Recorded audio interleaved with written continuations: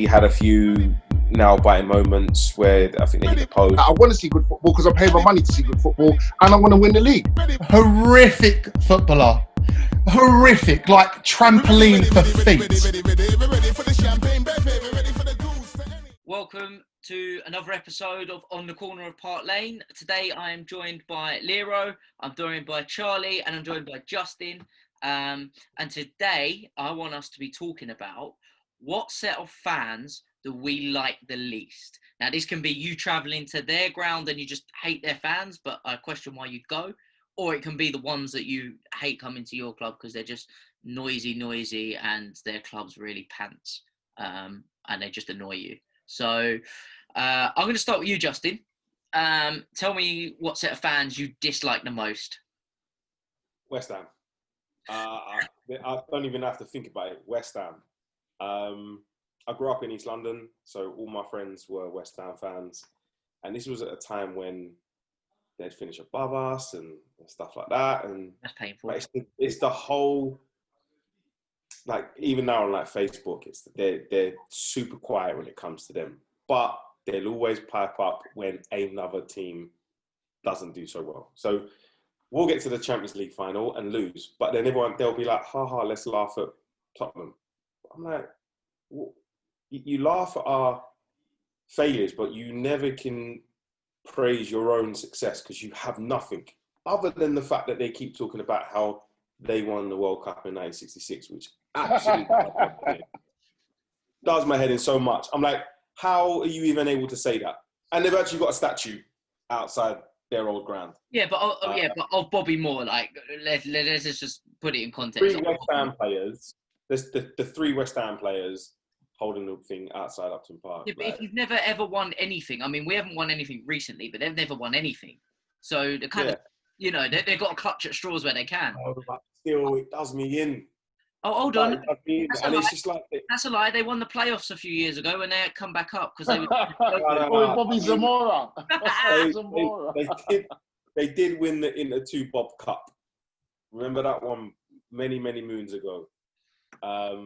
Irrelevant cup. It's like us winning that Audi Cup. Yeah, we won the Audi Cup. Yeah, I mean, it's on the same level as that. But I hate the West Ham fans most because they are, for me, the ones that I interact with are just so stupid. Like, they laugh. They only pipe up with little statuses and stuff like that when other teams don't do so well. But they never have anything. And the thing is, it's like, we're challenging for Champions League or whatever, and they're struggling to stay in the Premier League. And it's like, but you've won. It makes no difference whether you finish in the league. You haven't won anything, nor have we. Yeah, but let me put it another way. If you know you're on your last legs, you've got to find some joy in life, right? And that's like West Ham trying to stay in the Premier League all the time. They know they could go at any moment, so they got to laugh at someone else to make themselves smile.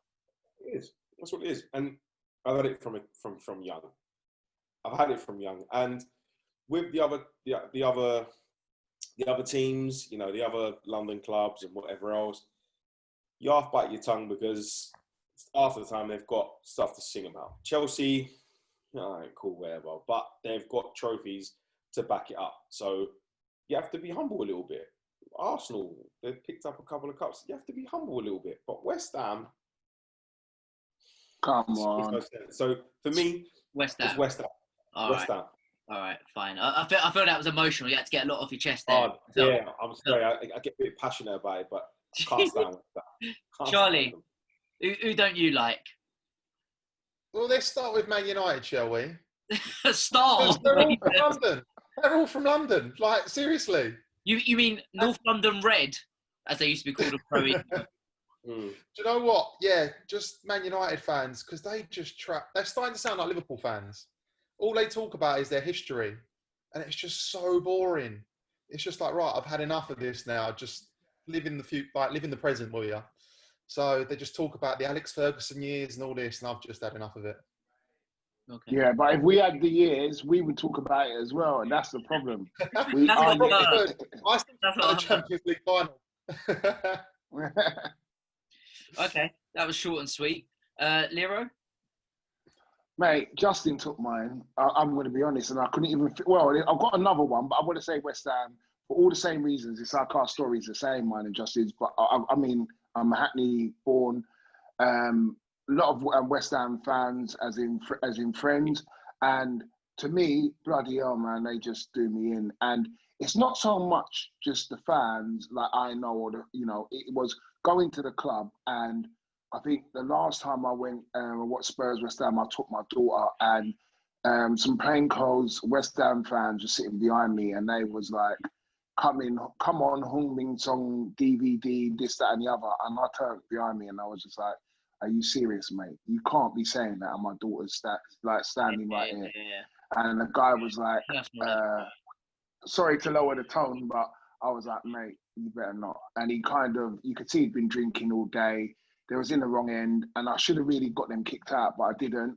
But he apologised later after we scored. And it was kind of like, you know what, that epitomised the worst West Ham fans for me. So for me, yeah, it's got to be West Ham. But I also got a, and you're not going to laugh at this one, I've got a thing about Coventry. And yes, when was the last time we played Coventry?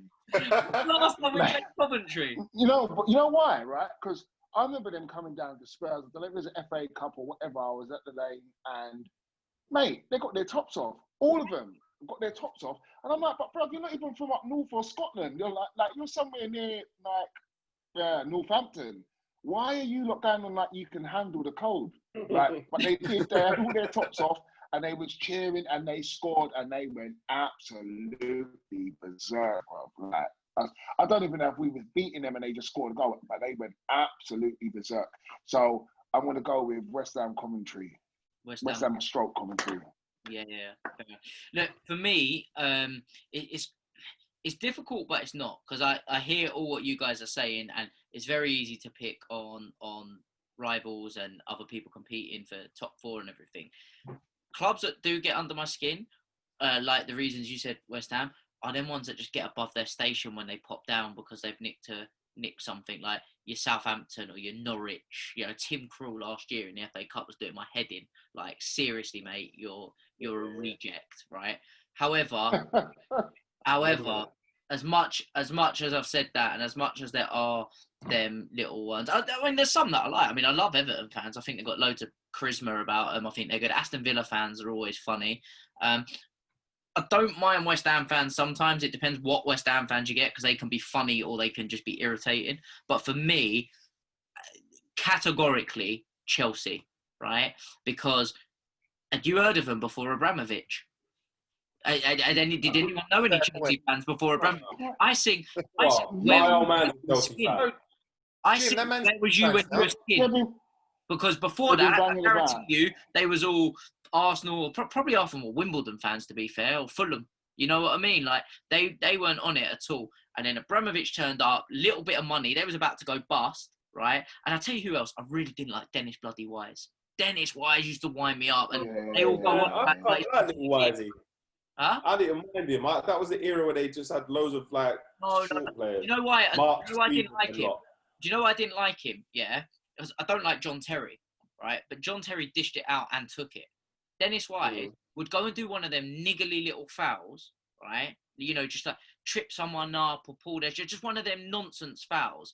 And in the minute someone getting running around like a fucking 2-year-old on Smarties, like, he needed to chill. And then they all go on like some sort of hero and legend. I was like, he was decent, but I mean, I only saw the end of his career, but he was decent, but he wasn't as good as some of them. And that was an era where what smashes it for me. They come to our place and they get a little bit noisy and blah blah blah. And you go to their place and there's not a Chelsea fan in the ground.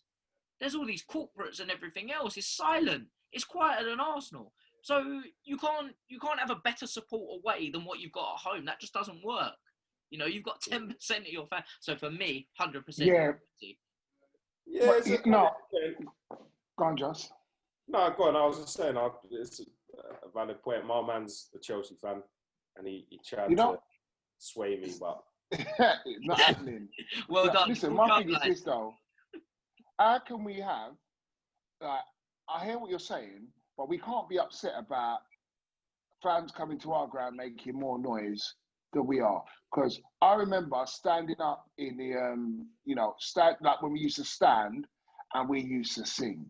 And now, I don't think we sing enough. If I'm honest, where's the guy with the drum that used to be in South Stand over there somewhere, shelf side? There though, isn't he? Yeah, I ain't heard him. A couple of games and he was there. Where was I? I used to sit in the east. So it would have been southeast corner. He used to sit in the old stand. Yeah. It was a southeast corner. Yeah. He was right up there in the corner, and he used to bang the drum and get everyone going, and it was brilliant. Yeah, but where is he? Because I'm a shelf side boy. I'm a shelf side boy, and I've not heard him. I've been quite a few times. I'll have to ask. I don't know why. I'll have to ask Abe. But Levy stopped him. I don't know if it was a health and safety thing. Why? Mate, he was the... Listen, AB's he's a season ticket holder.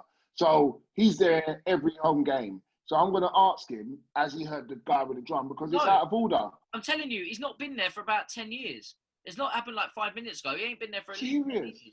It's that look. It was the old That's stadium. out of order. It was before Harry Redknapp. That's how long I feel like I remember him being there. I feel like I've been there recently when he's been there.